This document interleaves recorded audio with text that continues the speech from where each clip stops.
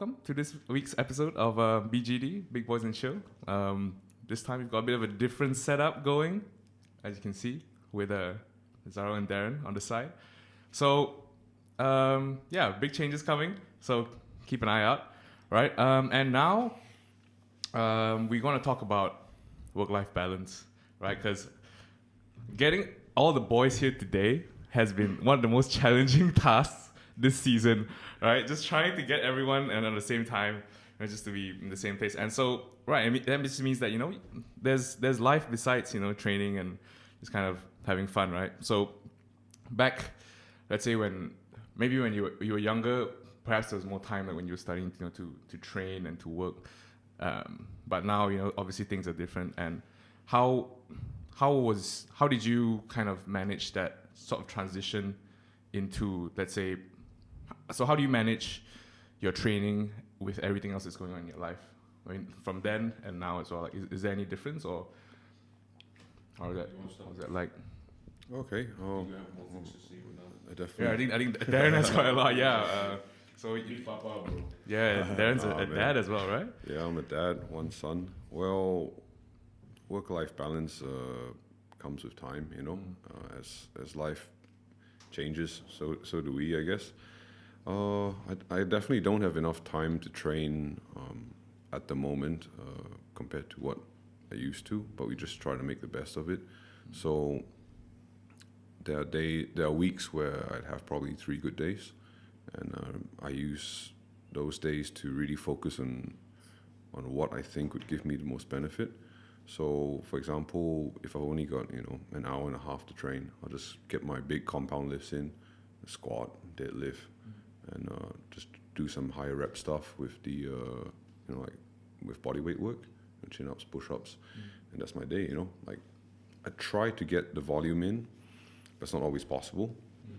And I'll split my training up as well. So probably do my main lifts in the afternoon during lunchtime, and then after work, probably like a quick hour or so on assistance work, and then that's my day, man.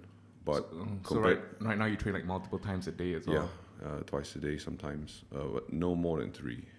And if it's 3 times a day, it's 45-minute, half an hour sessions. Literally just get in there, sweat a bit, and shower and back into work. Yeah. So are you still working from home, or? I'm still working from home. Right. And actually have been more productive from home, ironically. So I waste less time driving. I wake up earlier. I get my workouts in the morning sometimes, and then straight into work. And I just try and balance family life in between. Yeah. I see. So I guess you can let the viewers know what do you do for a living? If that's like, is it a PNC thing, or? No, I'm in security. So we provide guards and unarmed guards, guards armed and unarmed, for the banking sector. Right. Yeah. Okay, so then that pretty much takes up whatever time you have besides training. Pretty much, some other business ventures on this side. Right. Yeah. Yeah. You're also starting up a gym, right? Yes, I am. I'm starting a little passion project gym. It's an MMA gym, but we also have strength and conditioning facilities, and hopefully, more powerlifters and anyone who loves the barbell would come and have a look. Yeah, North Kiara MMA. Yeah, check it out. Strength and conditioning, right? Yeah, that's crazy, dude. Like, so that means that if it's pretty much like balancing between work and life, and I mean having a kid as well. Like that's a pretty big responsibility as well. I imagine. Hands-on dad, man. No maid. Yeah. Right. What about you, Zaro? Well, for me, is that okay? All right. It's pretty normal, actually. It has always been the same schedule since maybe more than 5 years ago, because maybe the difference now is I train earlier and the duration is a bit shorter, because I used to train about 4 to 5 hours sometimes, But now that I've been training alone, actually, so I can focus more and really enjoy that, actually. My schedule's pretty flexible, not like Darren. He has a lot of things to do, a lot of responsibilities. But for me, I'm a strength coach. so I can do things anywhere, anytime I want. I have online clients and one-on-one clients, but you know, it's not too bad actually. It's pretty fine. It's just that when I have exams because I'm still studying, things get a bit jumbled up. It's a bit messy, but manageable. Other than that, nothing's much changed. Yeah, nothing's changed much. Yeah. Yeah, that's all. As a strength coach, do you like is it enough to like supplement like your lifestyle, or is it something that's just on the side? Not really, but it's better than nothing.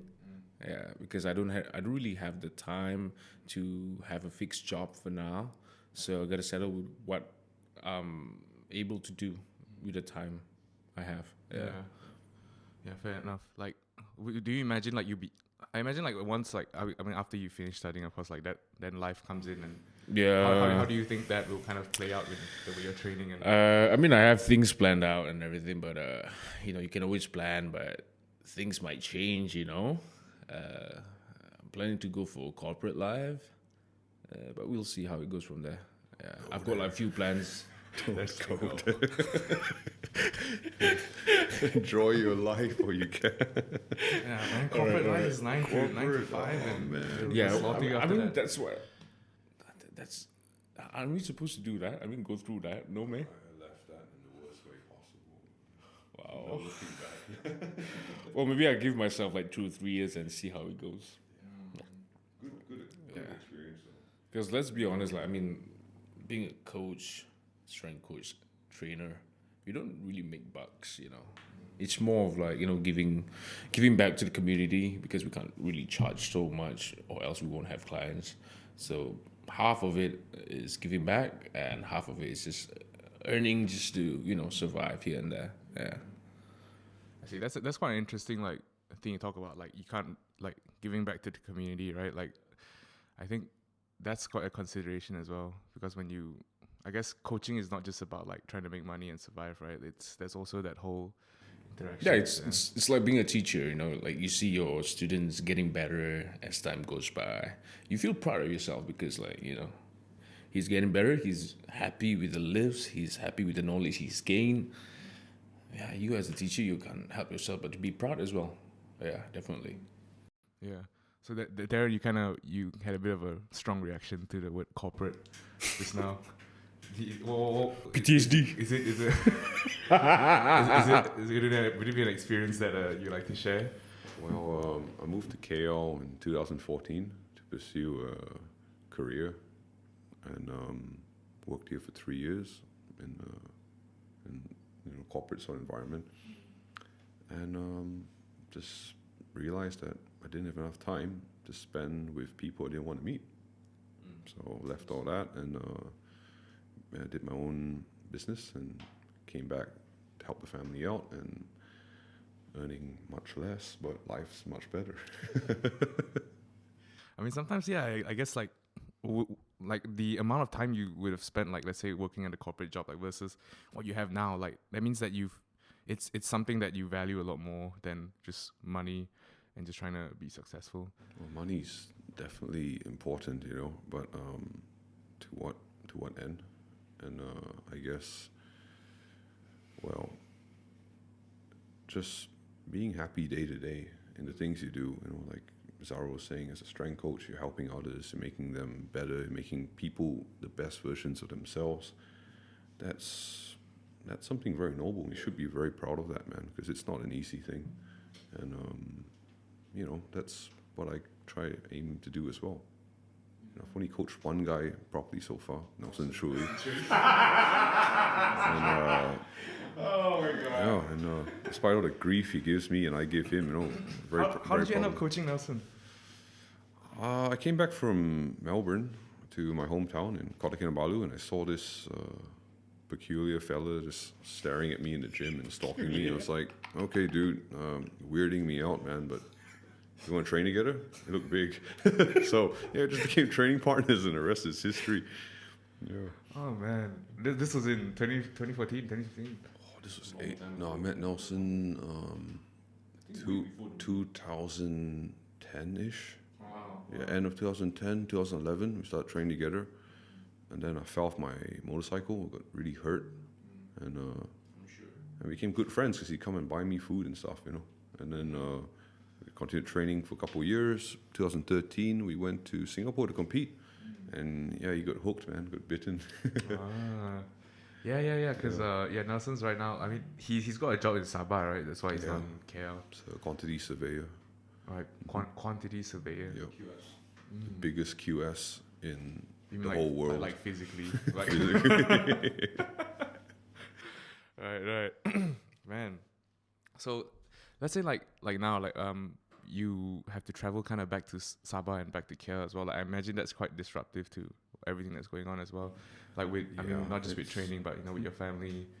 Well, it's not too bad. Like I try and plan my trips as well. So I usually train about 3 weeks hard and 1 week to kind of deload and recover. I still train it a week, just really light, do a lot of recovery work and just take things easy. So I'll try and deload on my trips back to Sabah. I'll try to time it that way. Yeah. Gotcha. Do you ever train with Nelson back in Sabah or is that? I do, except he's like 4 or 5 times stronger than I am now, so it's a bit hard to keep up. I do a lot of just circuit work, mostly a lot of cardio work. Jump on the air dyne, go for a run or something. Yeah, but we catch up with food. That's training too. Man. Okay. Yeah, catch up with food. Yeah, training with as well. Nelson, Right? it's training, man. Ah shit.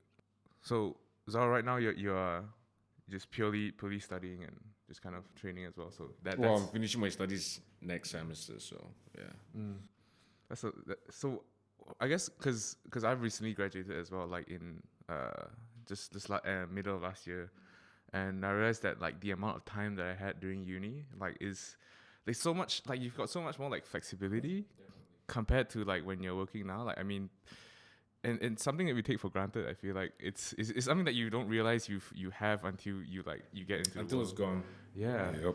Yeah, and I don't know. I find myself just kind of wishing that, maybe if I had more time, if I appreciate. If you're in uni, you can even skip the classes. Though I mean, you have recorded classes and everything. If you wish to, skip the classes and go through the recordings, and that's fine. You have more time to train and do other things, but it's all up to you though. I mean, moving to working life, well, you just gotta be.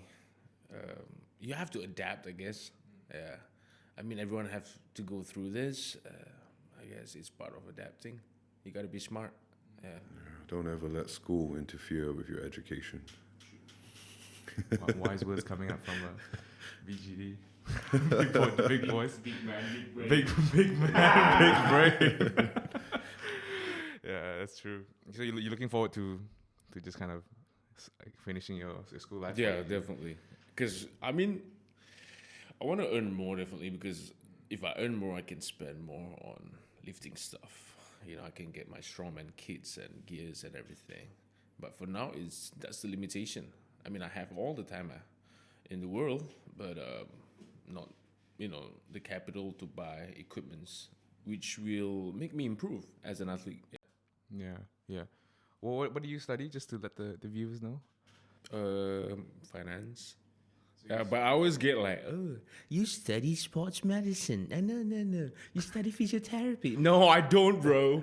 Dude, finance. That's careerist, that's wait. They look at you and they think you're big and just damn, that must be some kind of. We tend to do or study things out of our hobbies, Yeah, definitely. But yeah, I feel like sometimes that isn't all there is. I guess having training as a whole part of your life. Darren, that's why you didn't go into professional MMA as well.